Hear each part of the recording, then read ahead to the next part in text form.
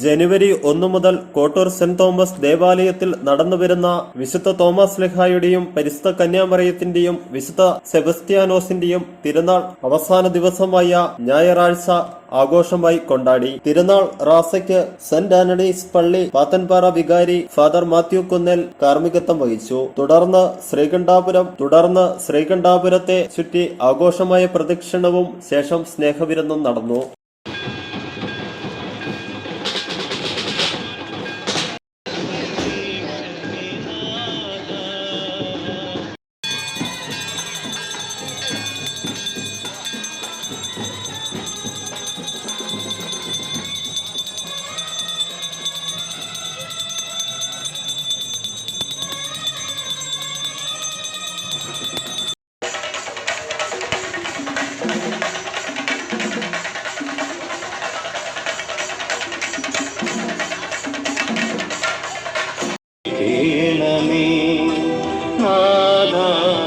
പ്രാർത്ഥന കേൾക്കണമേ.